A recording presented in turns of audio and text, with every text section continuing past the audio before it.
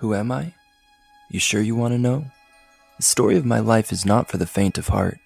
If somebody said it was a happy little tale, if somebody told you I never punted my stack or had a bad beat, somebody lied.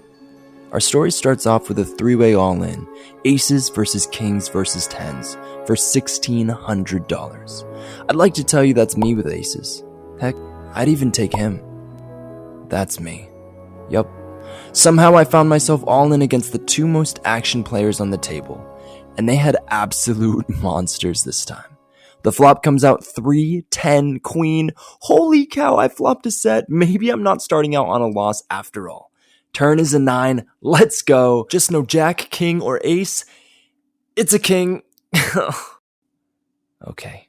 What's up, you guys, and welcome back to the Brantzen Poker Vlog. I'm Brantzen, and this vlog is going to be a little bit different than normal because it's actually going to showcase some big hands from 3 different sessions of mine in 2022. As you guys know, my life's pretty busy right now, so I can only play once or twice a week.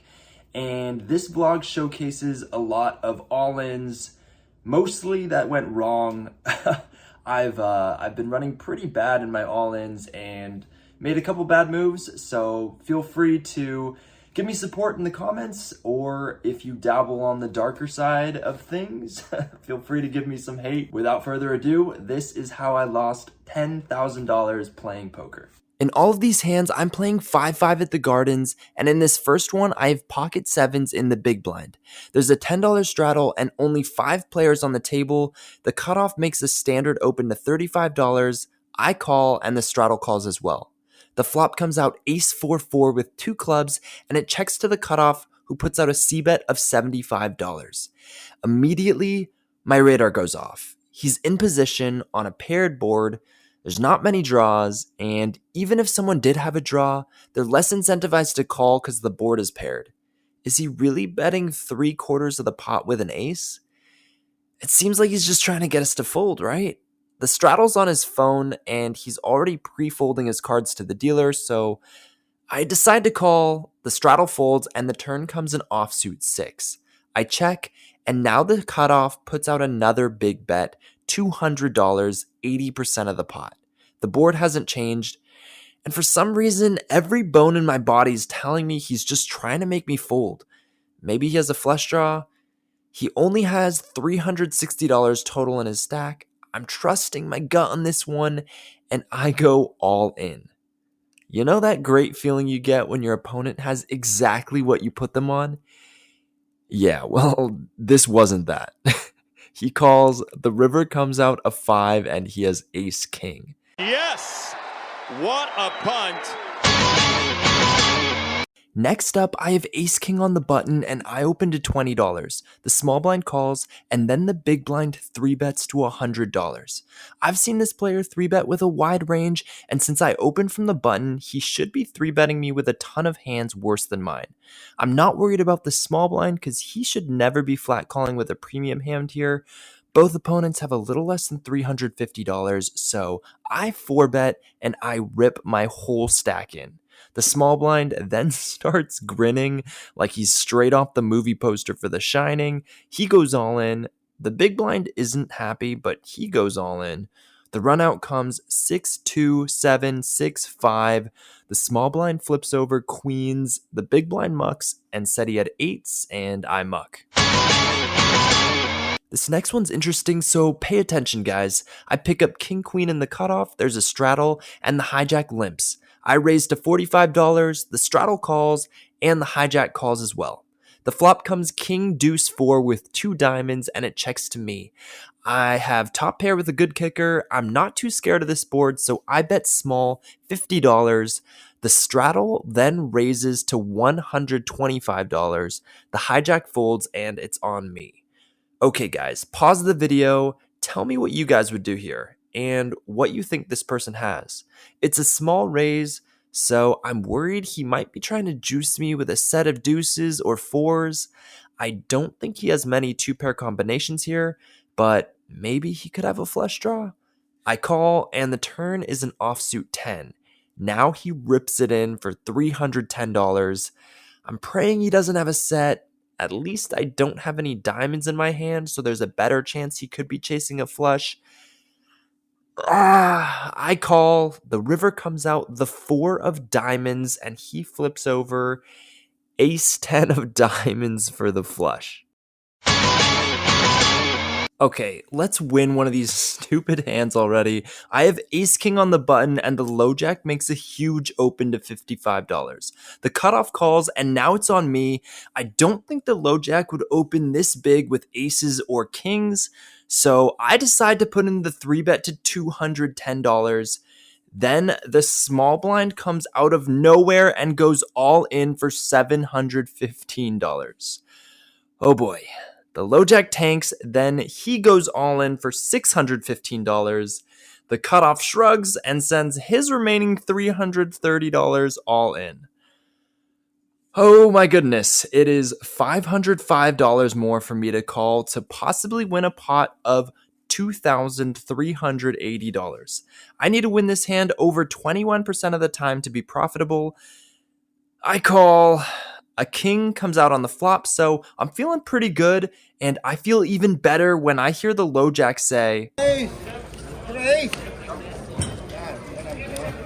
But then he flips over pocket kings for a set, and I'm not gonna lie, I was pretty annoyed. To me, it's bad manners to call for an ace and pretend to be disappointed when one doesn't come out. I don't know. Either way, it doesn't feel good losing a $2,400 pot. This next one, I pick up ace king again. I know, it's a trend in these big all-in hands. This time, I'm on the button, there's a straddle, and the low jack limps. I raise to $45, and only the low jack calls. The flop comes out king 9-5 with 2 hearts.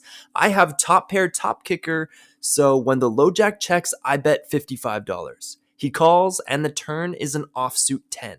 He checks to me again, and I want to continue charging weaker kings and draws, so I bet $130. Now he goes all in for $485 effective, and I am hating life. Okay, I don't think it's super likely he has a set because 5s or 9s would have raised the flop a decent amount of the time. He possibly could have king 10 and turned 2 pair, but there are also a ton of flush draws or combo draws this player could be making a move with. This player is an action player, so I'm going with my gut on this one. I slide in my chips. The low jack says, nice call. So that feels good. The river is a 6. I show and he mucks, and finally I take one down. Now I have pocket 10s on the button, and the under the gun opens to $20. The hijack and cutoff both call, and now there's a decent amount of money to take. I put a squeeze into $100. The under the gun just calls. Even though he only has $185 behind, I definitely think he would have just shoved this stack with a higher pocket pair, so I'm feeling pretty good about that. The cutoff, who's quite a few buy-ins deep, calls as well, and the flop comes 6-7-9 rainbow. It's a great flop for 10s as I have an overpair and a gut shot, and the under the gun decides to lead out and goes all in for his remaining $185. I'm actually not too worried here. I think a set would check and wait for one of us to bet, so I'm pretty sure I'm ahead of this guy. Then the cutoff calls, and now I'm in a pickle. I know he's on tilt, and I've seen him call off with some pretty mediocre hands, but I still hate this position. I do block the nut straight and have a gut shot in case someone has a set, so I decide to rip my stack in for $350, and the cutoff calls. Turn 4, river 6. The cutoff shows pocket 9s, and the under the gun says he had 8-9 of diamonds. Too bad that last 9 had to come out because I had them crushed pre-flop. Okay, last hand to cap off this vlog. What better way to end it than with ace king under the gun? I'm on an absolute action table. I opened to $20. The low jack calls, then the cutoff 3 bets to $65. Because of how action this table is, I'm already thinking of what amount I'm going to 4-bet to, but then the big blind calls the $65 as well. Now if I 4-bet, I'll basically be putting in half my stack. If I just call, middle position will call as well, and I'll be in a 4-way pot. I go for my third option and go all in for $500. All in, baby. All you can eat, baby. Well, Apparently, everyone wants a piece of the Brantzen buffet, the cutoff shoves, and the big blind shoves.